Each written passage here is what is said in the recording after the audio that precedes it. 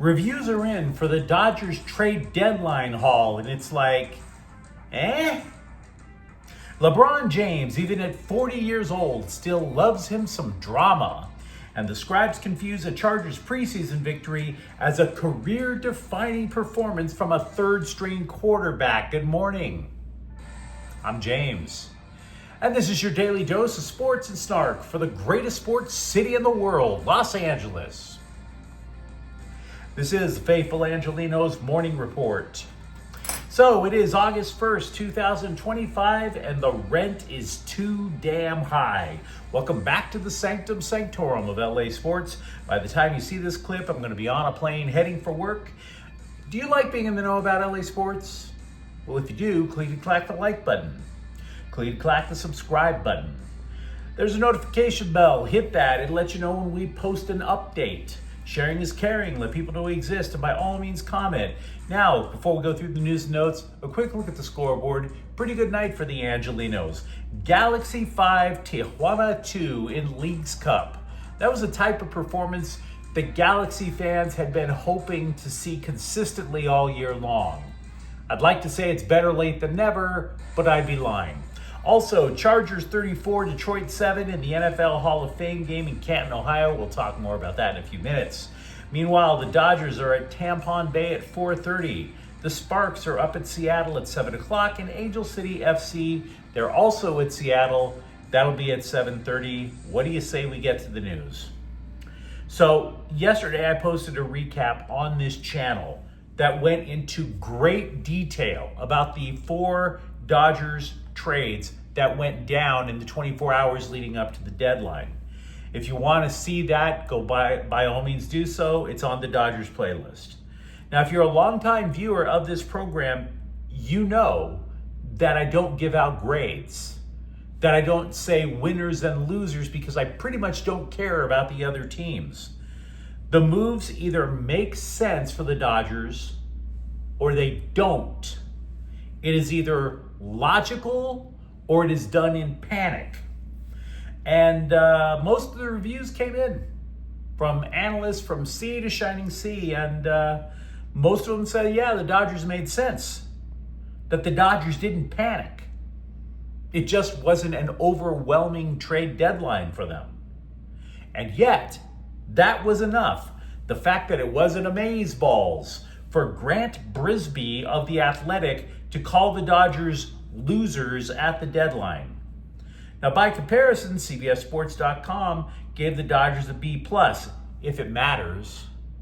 They called the moves targeted. Exactly. That's exactly what we were talking about in yesterday's clip. The Dodgers had a couple of needs. They filled the needs. They simply didn't overpay for it. And, oh, by the way, made a terrific farm system even deeper. Now, Brisbee may as well give his side of the story. Brisbee's thesis was, if you snooze, you lose. Even though the Dodgers were awake enough to make 4 trades. In other words, it was clear, if you read the review on The Athletic, Brisbee was encouraging the Dodgers to panic. Kind of like what they did in Slime Diego yesterday. This is Brisbee's quote: "There was more room for them to get aggressive and weird," unquote. Now, does that sound like the way Andrew Friedman approaches things? Andrew Friedman is one of the most straight-laced guys you will ever see. Family man, wardrobe by Old Navy. It doesn't get weird when you look at Andrew Friedman. But Brisbee is like, no, they needed to be aggressive and weird.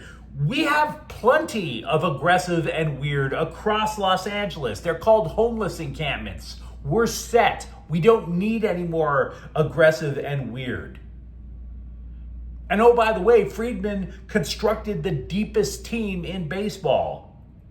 Then Brisbee talks out of both sides of his mouth. He clowns the Dodgers for trading away a starting pitcher in Dustin May, quote, even if he's oft injured and mercurial, unquote. But then in the same breath, he credits the Dodgers for adding outfield prospect James Tibbs. Guess who they had to trade away in order to acquire Tibbs? You guessed it, Dustin May. Now, normally, I really tout The Athletic. They run a pretty intelligent little Keebler tree online. But Grant Brisbee simply didn't know what the hell he was talking about. It wasn't amazeballs. They weren't losers. Sorry that you didn't get the thrill of them overpaying. Now, one thing a scribe from The Athletic did do that was responsible was ask what led to May getting traded.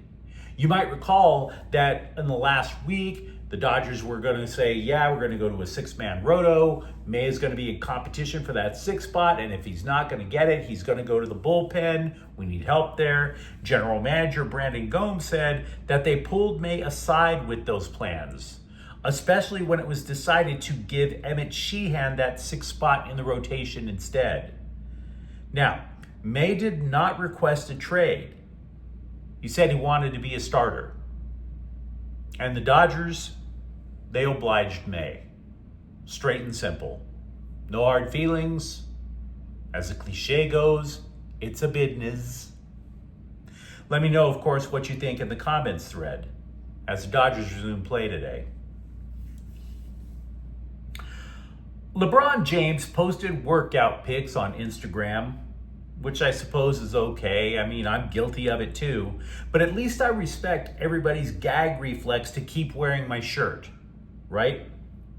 The problem James created was that he took these thirst traps at the Clippers' old training facility with about a half dozen Clipper logos in the background. You know, for a guy who loves to go by King James, you have to wonder why he loves acting like such a drama queen. He may not have been twerking, but please believe LeBron James is thirsty. That's what that was. Because you know damn well that those pics were posted to get all the Lakers bloggers to stir crap up. Oh, he's still demanding a trade. We just haven't heard official word yet. That kind of garbage. Now, James's agent was trying to downplay it. He said the Clippers let James use their old gym to work out. It was just a lovely little gesture. Like there wasn't a Planet Fitness anywhere closer. Like the dude who is worth $1.2 billion doesn't have a home gym. Hell, like he couldn't franchise a series of gyms across Southern California to compete with 24-hour fitness. No. The only gym that he could possibly work out at was the Clippers' old barn. Now look, the bottom line is simple. LeBron James is not trying to force a trade. He already knows how much he would lose in terms of the cash. But this dude just loves drama. And LeBron James, he's been around for decades. He's had his haters because of the politics, because of the jockeying the refs for the calls. But where LeBron James's haters have a legit point is that he keeps trying to replay the decision. Brother man, it is no longer 2010. You are not taking your talents, which are substantial, to the Intuit Dome. You are taking your talents and subjugating them to Luka Doncic's talents now. It'll never stop. We knew to be prepared for it when the Lakers acquired him in the first place. The act, we got to put up with it, but it doesn't mean we have to like it. I admit, actually, maybe we should like it. Aren't you morbidly curious to see what kind of drama and stunts LeBron James is going to cause at the Senior Rec League?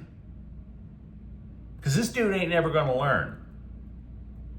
And by the way, a side note, as for competing with 24-hour fitness, I wish he would, because 24-hour fitness is a Waffle House with treadmills.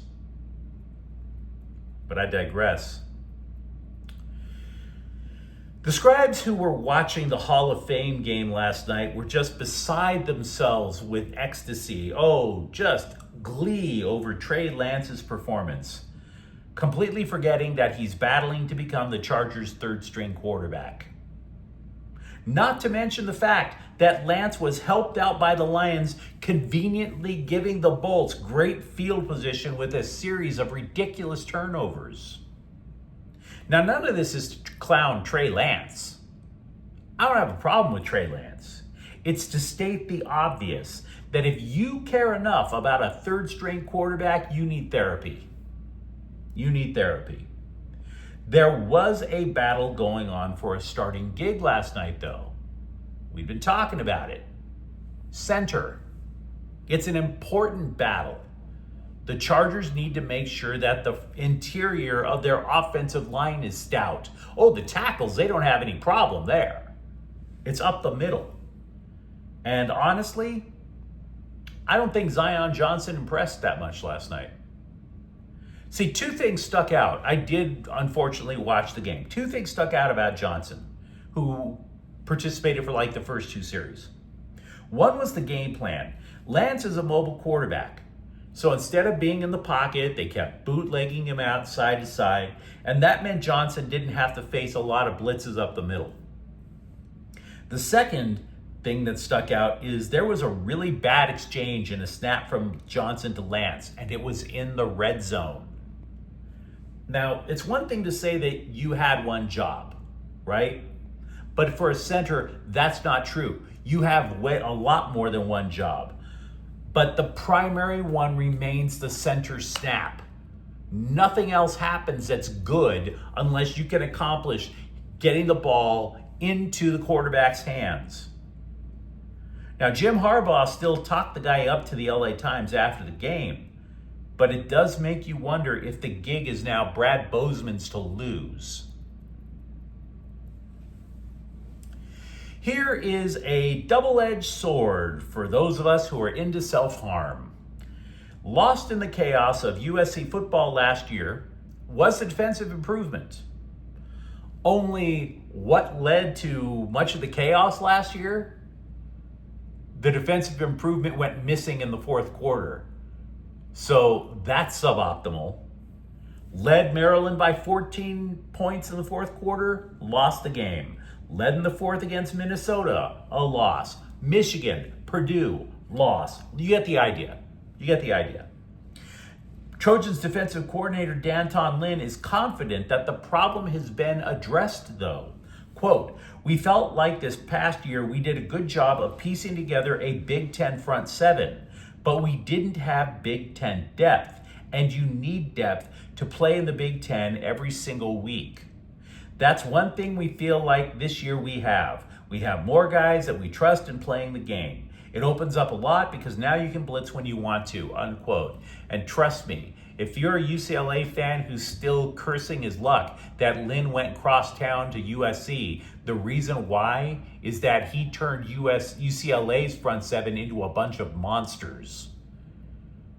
So if he can blitz over at USC, that's going to open up some really fascinating possibilities next season. Or I should say this upcoming season. But you let me know what you think in the comments thread. Talk to me about what you thought of the Dodgers trade deadline haul.